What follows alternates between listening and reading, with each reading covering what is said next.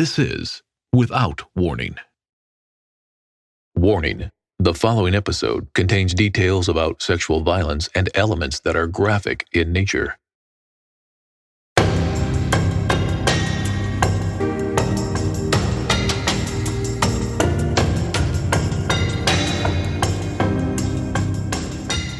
I'm so glad that I'm able to have Alina Burroughs on Without Warning podcast.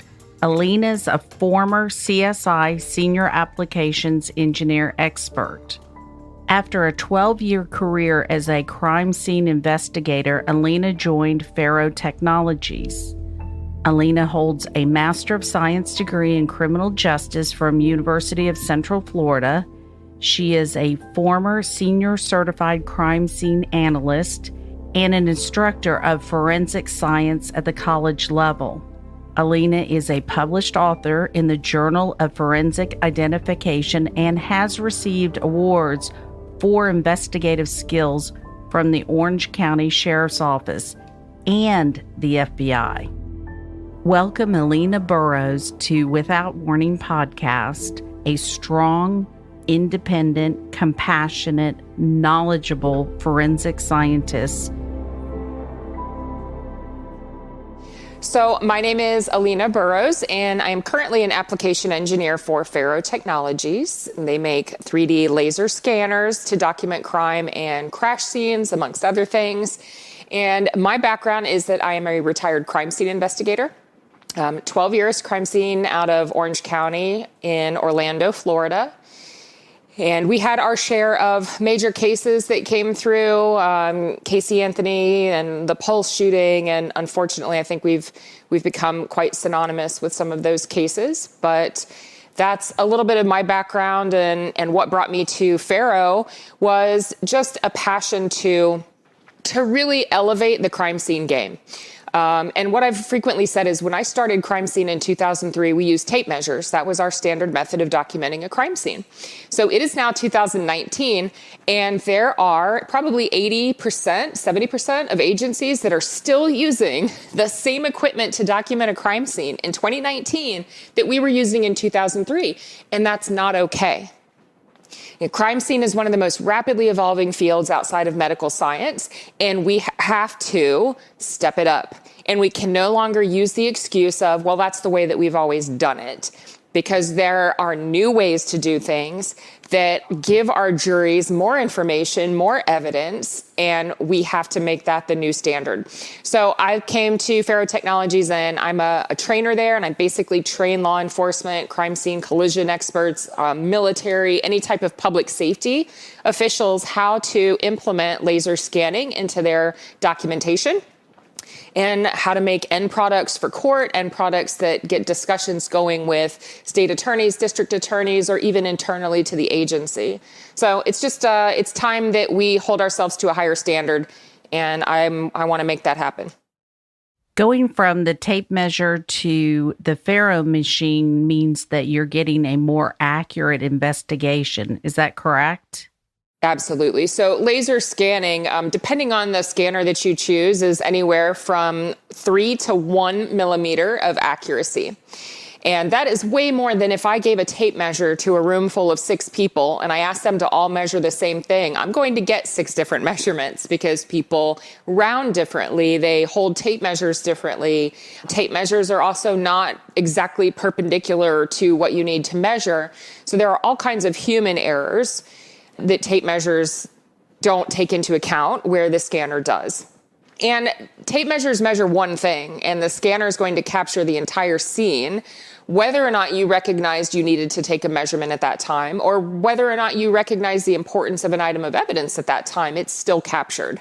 It is difficult to work in crime scene and talk about cases, but you brought up 2 cases, the Casey Anthony case and the Pulse mass shooting.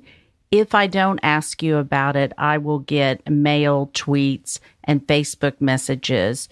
As hard as it is, would you mind talking about those cases? Sure. So I'll start with the most recent. My involvement in the Pulse shooting, because I had already retired. I retired from my crime scene career in 2015. And when the Pulse nightclub shooting happened, a state of emergency was declared in Florida. We had 49 victims, and that's oftentimes larger than what a local morgue can handle or medical examiner's office. So when they declared a state of emergency, I'm on the state response team called FEMRS. And FEMRS is the state version of DMORT, if you're familiar with the disaster mortuary operations response. So FEMRS is Florida's emergency mortuary operations response team. So we came in and they look at everybody's background as to where you would be best fit. The jurisdiction of the scene investigation itself is still going to rest on city, county, or state, whoever decides to take that over. But I was stationed at the District 9 medical examiner's office, assisting with the autopsies of the 49 victims. So our main goal at that point, and the main goal of our team, is to identify. Because any type of investigation, any type of path you follow, clues or evidence starts with who that individual is. And it's also what brings closure to families. And I can't imagine the pain or the turmoil of not hearing from a loved one and just not knowing where they are, if they're in a hospital, if they're unconscious, if they're gone. So our goal was to get in and identify as quickly as possible. So we responded on Sunday. The shooting happened Saturday night into Sunday. And by Sunday, we had set up our operations. We have two sides of our team. We have one group that interviews family members and takes pertinent information. What were they last wearing? Do they have scars, tattoos, anything that we could use to identify? Because in these mass casualty incidents, panic ensues. So women aren't going to be carrying their purses that have identifications, and men might not necessarily have wallets or IDs in their pockets. So we have one side of the team that investigates from family member information, and we have another side of the team that processes the bodies and basically escorts each body through as they get a full homicide autopsy. So any jewelry or personal effects are photographed, taken into consideration, x-rays, all of the DNA standards that are taken, everything. So I was at the morgue and assisted on the 49 autopsies. Wow. I can't even imagine going through that process and doing that work. How are you able to handle it on a personal level? What does it do to you personally? So I had been a crime scene investigator for 12 years already when Pulse happened. And I think when you're a crime scene investigator, you deal with PTSD in a couple of different ways, right? A, you're surrounded by other people that live that same life. So you are open, you can talk about those things, how you felt. There are certain things that will strike you. For me, hearing a victim's cell phone ringing when I know that they're gone, but their families don't know, is what strikes me the hardest, because it feels unfair. I shouldn't know these things before somebody else that loves them knows these things. With Pulse, it was particularly hard because nothing that you do is going to prepare you for 49 victims. And not just 49 victims, but 49 victims that just merely went out to have fun. There was no ill intent. There was no way that we could have justified, the shooting from happening. It was 49 people that left people they loved to go have fun, to dance, to be with each other and kind of escape the stress of life. And that's a hard pill to swallow, especially when you're working it during the day, you come home and you see it on the news. And it was almost like, I don't want to hear the stories. I can't hear their names. I can't know their attachments and their family members, because it makes it very difficult. And there are cases that I have worked that will, be it now or 20 years from now, will still probably make me cry. And I've come to understand that that's okay, because that makes me human, and that's part of why I do these jobs. And part of why you do what you do is because we want to bring peace to people. We can't change the fact that these crimes have occurred. We can't change society, but I can identify somebody and have their family, get them back to their family so that they can have a funeral, so that they can go home. So all of those things are all that I can do. And I would be lying if I said it did not affect me. Of course, it's going to affect you. PTSD? When I talk about PTSD and I say there are certain things that prepare you ahead of time to cope better It takes a certain personality type, I believe, that's drawn to this career field that's going to be okay with seeing some of the things that we have to see, seeing families say goodbye to their loved ones, and you get adjusted, I think, to a certain level. You get better at turning it off. You get better at disassociating. So in the beginning, when I saw, a female that had committed suicide, I saw the struggle when you investigate. You see the self-help books, you see the counseling appointments, you see the medications, and you see this person really, truly tried. And you have to not think of that person as somebody's mother, somebody's sister, somebody's wife, because that leads to you thinking of them as your mother, your sister. And then you internalize a lot of those feelings. So I think you learn how to disassociate. You learn how to rely on friends and family that are around you. We often surround ourselves with people that are very like us. We have coping mechanisms. We curse and we drink and we're really fun at parties. But but we surround ourselves with people that understand us, and that helps. And then there are some, healthy coping mechanisms. For me, I work out 6 days a week. And part of that, maintaining me and my body and my physical well-being, and taking care of myself, making sure I'm eating well and drinking well, and, that I get a massage every now and then, or I take a day when I just don't want to be an adult or a human or anything else. And I take that day and I allow myself to do that. And then the next day I go, okay, now it's time to get it together and get back out there. Did you take any time off after the Pulse mass shooting? So it's interesting that you should ask that, because I was full-time employed at Faro at that point. And I knew how to respond if I were in a law enforcement world. I would say, I'm going to go work this call, and they would understand. But now I'm like, okay, I'm in the corporate world and I don't know how this is going to be taken. So it was a Sunday when the call came in, and I called my boss as I was driving to the command post, and I said, hey, everybody, of course, in Orlando at this point knew what was going on. There was just a gray cloud over the entire city. And I called my boss and I said, I know you're watching the news, and they called us in to help, and I need to do this. So I don't know how long it's going to take, but I know tomorrow's Monday, and it's probably going to take at least until then. So I'm going to take whatever time off, and I'll use my vacation time to cover this, but it's something I need to do. And she said, of course, understand, we'll cover it. And within a matter of hours, I had received a message through the CEO of the company at the time, who lived in California. And it said, do whatever it is that you need to do. Take how much ever time you need to work this. Offer any of the services that we have, any of the people that we have that could assist in any way in documenting. Take as much time off as you need when you're done before you come back. And the kicker, we're proud of you, right? That still brings tears to my eyes to think of a company that gets it, right? And that's when I knew that I had made the right decision in going to Faro. They get it. It wasn't about, well, how long are you going to be gone? And, this and that. And they said, and by the way, you will absolutely not use your vacation time for this. Wow, that is amazing. It says a lot about the company. It really does. It really does. That's when it, and I had questioned leaving law enforcement and going to Faro. There aren't other crime scene investigators. I think we have a few now, but at the time there were no other people like me. And I felt very isolated, very alone, right? I've talked about the coping mechanisms we have is that surrounding ourselves with people like us.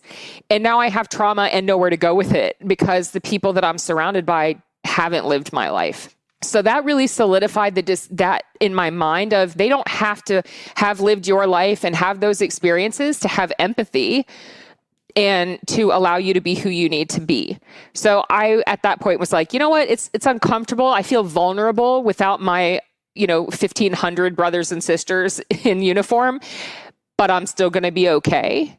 And maybe I can use my experiences or my trauma or whatever to make a difference in future investigations. So you have to turn your trauma into something positive. This is a story that makes me cry.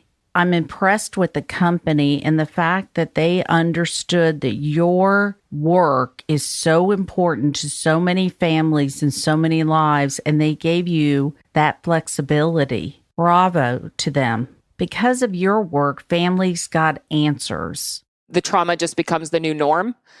I think anytime somebody goes through a traumatic event, be it families of survivors, they're not going to go back to where it was before that. You're not going to. This has just established a new norm of behavior of life for you. So you have to go forward from that, not expecting to ever, or not struggling to get back to where you were, because it's not possible. Daily Harvest is a proud sponsor of Without Warning podcast. I look forward every week to my shipments of Daily Harvest. All of Daily Harvest ingredients are sourced and selected for maximum nourishment. Daily Harvest has delivered thoroughly sourced, chef-crafted foods that are built on fruits and vegetables and can be prepared in less than 5 minutes. So I walk in the door, I open the freezer, I pull out a Daily Harvest cup, I put it in a blender, and in less than 5 minutes, probably more like 3, I have a nutritional meal. I look forward to it every single time I come home from a trip. Go to dailyharvest.com and enter promo code WOW to get $25 off your first box. That's promo code WOW for $25 off your first box at dailyharvest.com. dailyharvest.com.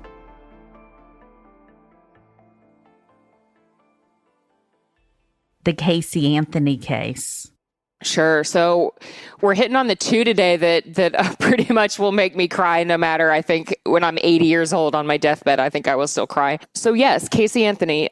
I took the first phone call that came into the forensic unit. And I remember they called and said, we've got a car and we need to tow it to the sheriff's office. And at that point in time, we had a very limited amount of space for vehicle storage at the sheriff's office. So they had to meet certain criteria. If they were going to come to the sheriff's office, it needed to be a homicide case, an officer-involved shooting.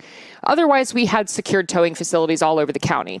So when they called and said, we need to bring this car to the sheriff's office, I said, okay, what's it involved in? What do we have going on? And they said, well, it's right now it's a missing person case, but the car smells and we want you guys to smell it and let us know if it's decompositional fluid. And they had actually asked for us to do a test. And, I kind of laughed. I said, well, there's not really any test for decomp available at the local sheriff's office level. I said, aside from having all of the investigators go smell it, because we've all done this. Combined in that unit had at that point in time something like over 85 years of crime scene experience.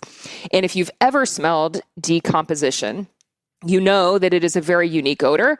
It doesn't smell like anything else. It doesn't smell like pizza. It doesn't smell like trash. It doesn't smell like a dead squirrel. It doesn't smell like anything else. It's a very unique scent. So all of the investigators went out into the garage and said, oh yeah, I have no doubt in my mind that's decomp.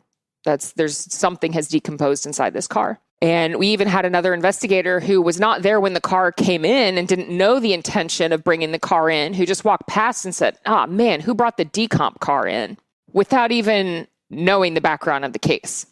So at that point in time, it was just a missing person case, but it was suspicious because of the odor in the car. And little did I know that car was going to live in our garage for, I think it was almost a year, if not more. So that was where, the sheriff's office became involved in this case, and everybody saw it develop in the news, just like we saw it develop, right? Missing person, suspicious behavior on mom. And anytime they have a missing child, there's an immediate list of suspects. All right. We know that it's typically family or some way related to the child, maybe baby's daddy, but some way, somewhere close.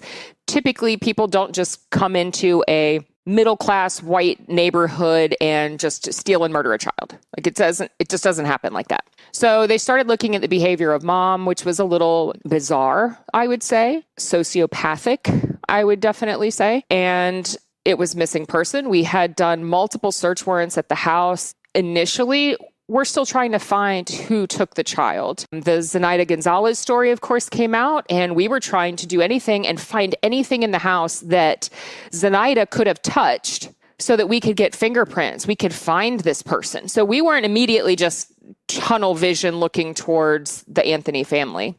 It was, okay, if you tell us that you left this child with the nanny, what were the things that you brought to the nanny's house when you brought the child? Where was her backpack? DVDs, right? Every kid goes with a backpack full of DVDs to anybody's house. Where are the DVDs? Where's her, whatever gear she slept on? She slept on an inflatable bed. Where's the inflatable bed? Where's the pump for the bed? All of these things that we're trying to process for fingerprints. So I ended up processing those items for fingerprints, and I got none that weren't Kaylee or Casey's. So it didn't give us anywhere else to go. And the detectives were doing their side of the work. We were doing our side. We got called out initially to search the backyard of the residence. We had cadaver dogs out there. There's footage, helicopters flying over the house, and all of us kind of descending upon the backyard. And it was all, the family was very helpful. They wanted their grandchild back. So they were helpful at that point. And as soon as we brought shovels out and tried to even put a shovel in the dirt, we realized we couldn't. The backyard was so thick with bamboo that you couldn't dig a hole in the backyard, which come to later find out that Casey borrowed a shovel from the neighbor and then returned it promptly. Made sense with that. If she had tried to initially bury her in the backyard and dig, would have found that she could not have and would have given the shovel back. It would also explain why a cadaver dog hit on a certain area in the backyard. She might have brought her out there with the intention of burying her, and then when she couldn't, went, now what? So confused, puts her in the trunk of the car, drives around, doesn't know what to do. Things I think in her life had been very easy for her. She was a pretty girl, right? She got what she wanted. And I think this was the first time that it was, I can't get out of this. So fast forward, all those search warrants on the house and us taking the, photographs and looking for all of these clues. And then we got the call. I remember it was my day off and I was with a couple of other investigators. We were having brunch and we looked up on the TV in the restaurant where we were eating and it said remains discovered a block away from Anthony residence. And we all just looked at each other. And at that point, the meter reader who had gone into the woods to urinate was his story, then had found a skull that had duct tape around the mouth portion of the skull. So that was when our 12 days, 7 a.m. to 7 p.m. on the recovery site, hands and knees, a team of investigators just literally taking a jungle down to nothing but dirt with hand trowels and a little pair of hand snips and bringing out buckets after buckets of leaf litter, of dirt, and all of those things were sifted a minimum of 3 times through 3 different grates, sizes of chicken wire to make sure that everything was captured. And I equate this, we're talking about a child, right? Very small bones that had been in that area for probably about a year. All of the specific facts of timelines have kind of blurred out for me, but I equate it to if you just took a handful of Tic Tacs or something very small and threw it into the woods, what would your likelihood of going back a year later and being able to find them all, considering rain, flooding, drying, animal activity, all kinds of things? So we took it very seriously, and we're out on that scene for 11 or 12 days, for almost 12 hours a day. We did grid searches. We went out at night with alternate light sources because bone will often fluoresce under UV lighting. So we waited for dark and then searched a second time under alternate light source. Very proud of my team, right? It was a team effort.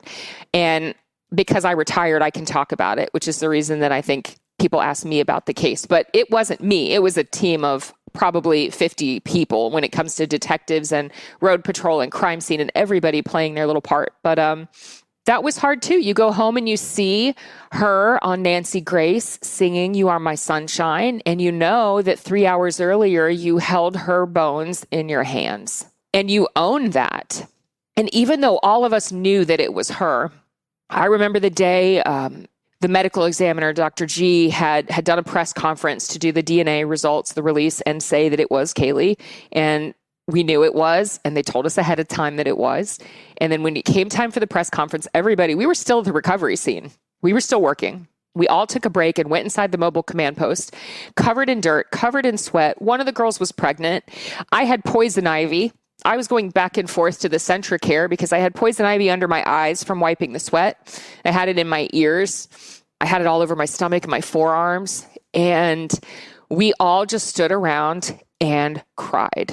And I know that even though the results weren't what we wanted, we did everything that we could for her.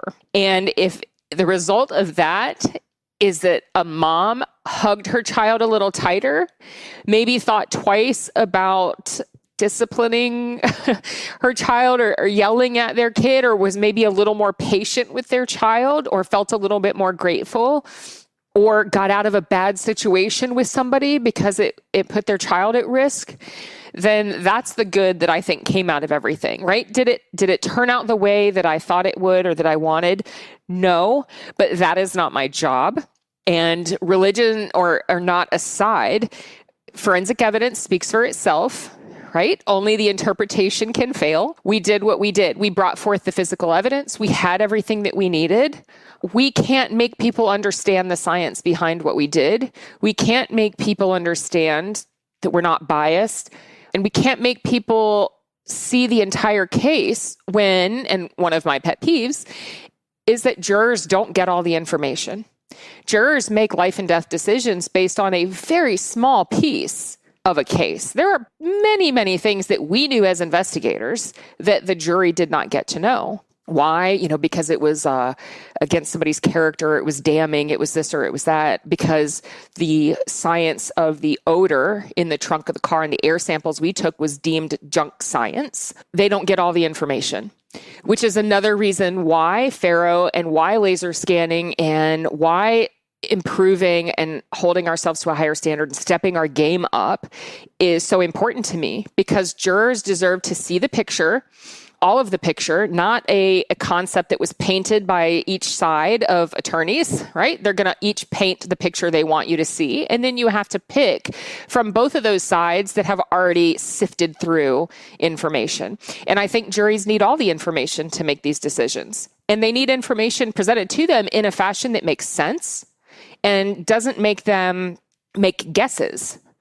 If they see two photographs in court, they don't know the spatial relationship, how far apart those things were. If they look at scan data, they can walk through a scene 3D, through fly-through videos, through virtual reality, and they go, okay, that's really far, or that's really close. Because the average person, me included, and I've been in a measurement career for, it's over 15 years of my life. If you ask me to estimate what 47 feet looks like, it depends on the day how accurate I'm going to get.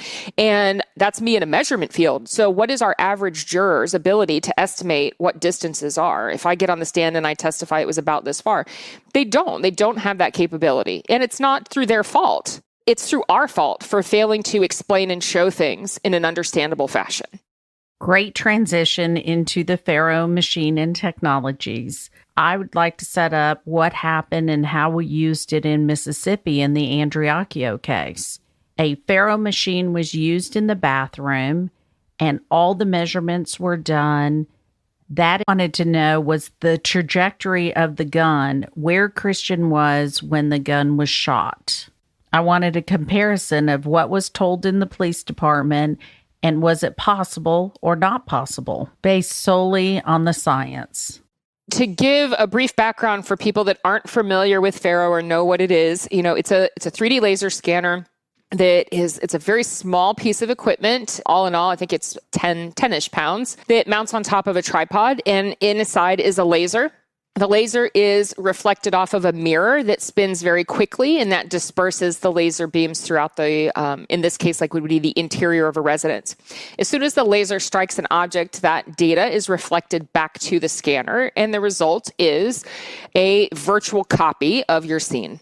We also refer to it as a point cloud. So it's a cloud of millions and millions of points that make up the scene. And the scanner is capable of capturing up to 976,000 points per second. So think of measuring or creating a diagram and locating each one of those points with a tape measure, right? So we can do this faster and create more data. The best thing about creating this virtual scene is that it sets us up for a lot of other analyses that we can do. We can do trajectory analysis down the road. If we have blood spatter, we can do blood spatter analysis down the road. If we have virtual reality, and it's important for you to be able to physically stand in that scene and place yourself at a certain height, you can use HTC Vive, Oculus Rift, whatever, and go inside the scene virtually. So as investigators, just an extremely important amount of information. With traditional crime scene documentation, you have one shot. You have one shot to capture the photos you need to collect the evidence that you need, and that's while the scene is still secured by law enforcement. Once it's released, that shot is gone because the scene could have been altered in any way. So this gives the crime scene investigator a little peace of mind that the entire area has been captured and we can revisit it at any point in time. Now, as an investigator, we do not have all of the information. In that hour after the call comes in, that 2 hours maybe, or that small window wherein the investigators are on scene, we have a fraction of the information. Information becomes available days, weeks, months, years after the fact when somebody that didn't want to talk now feels like maybe they want to talk. And it could be because they need to get right with their God. It could be because the threat is no longer on them, right? They didn't feel safe in saying something. So maybe that threat's now gone and it's years later they can talk. It enables us to then, whenever that new information comes available, revisit the scene in its entirety and then say, okay, why is this like this? Whereas traditionally, you would have had only what you recognized as important at the time that you were on the scene with minimal information. In Christian Andriacchio's case, we took the Faro machine and scanned the bathroom and went off of the pictures. Based on that, what information would we be able to gather and get scientifically from doing that? Can you tell the height or angle of the person that shot the gun? So you can tell a lot of things on, after the fact, as long as you've got the scene that has been scanned, right? And yours is more based on the layout of the room than the physical things that were in the room. So yours, whether or not you went back 5 years later, probably didn't change a whole lot, right? We still have the structure, the walls, the doors, those are the important relevant features. And a big part of that particular case could have all of these things have occurred in that small space. Right? The size of that space becomes very relevant in your case. And the size of Christian is relevant in terms of how much space he took up in there. So absolutely, you can recreate that scene and you can take that 3D point cloud data into multiple third-party softwares, or Faro makes one called Faro Zone, and take it into Faro Zone and put a model that is Christian's height in there. So that now we have the scene at the accurate size and height everything was. It's all scaled. It is the scene, just a virtual copy. And then we can have a model of Christian. Another thing you can do is if you had any photographs of a person, CCTV footage is a frequently used one in crime scene. So we have a footage of somebody that's walking through this particular area. Usually it's a bank, a convenience store, something like that. We can scan that same bank or convenience store and take that CCTV photo. And we're basically going to trick the software into thinking the photo is another scan. And we're going to stitch them all together by picking like points that exist in both the photograph and in the scan data. So that's how we know how to precisely place that photo. And then we can measure that person's height. And it's been validated. It's accurate to the centimeter. So is it going to tell you 5'6" or 5'7"? It depends on how people are positioned in CCTV footage, what kind of shoes they're wearing, and if they're in a position where they're shifting their motion. But the art and the science of it there is picking the photograph that you can that shows most standing at the straightest point, not running with a 1 foot solidly planted on the ground. It will give you more accuracy from that. But yeah, certainly possible. With the distance determination test, we're able to see the trajectory and how far the gun was from when it fired and shot someone. With the help of technology, we've taken the guessing out of what happened, where a gun was, what the trajectory was. There's no more guessing. Correct. And the thing about trajectory is that it's very predictable. It's physics-based. Bullets don't turn right corners. They don't magically, stop in midair. They behave in a very predictable fashion. And especially when you have information like a distance determination, or we have standard gun height. If somebody's going to be shooting, we know the gun is typically 3.5 to 4.5 feet off the ground, depending on their height. So when you have the trajectory line, you have the angle above or below the horizon and to the right or left of our vertical plane, we can draw that line to infinity. And at some point on both ends of that line, it's going to be unreasonable, right? Either the person is below the floor at one aspect, or they're 18 feet in the air on the other end. So we can narrow it down to where does our average gun height meet? And with your distance determination methods, where does all of that information fit? And it gives us a likelihood of where somebody was standing. And with bullet holes, when you have your impact and an impact hole and a secondary hole to place that line does not change. It doesn't change in the slightest. So if somebody says and makes a statement about where they were standing, you can corroborate or refute that statement based on the physics of how bullets work. Science doesn't lie. Science doesn't lie. That's the beauty of physical evidence. It either is or it isn't. My next episode is with Howie Kahn, the author of Becoming a Private Investigator, the Masters at Work series. Howie shadowed me and Mark Gillespie along with other private investigators to write this book. Join me as I turn the tables on Howie and interview him. Listen to what Howie thinks about Lauren Agee's case and Jonathan Crew's case and meeting the parents and what it has done to him personally. This is a must-listen episode. Also go to my Facebook page, Without Warning Private Investigation, and learn how to win a copy of Howie Kahn's Becoming a Private Investigator, the Masters at Work series.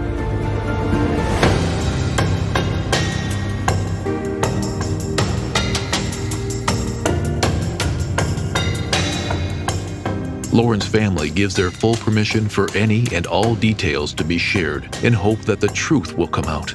If you know anything at all, call 1-888-599-0008 or email tips@SheilaWysocki.com.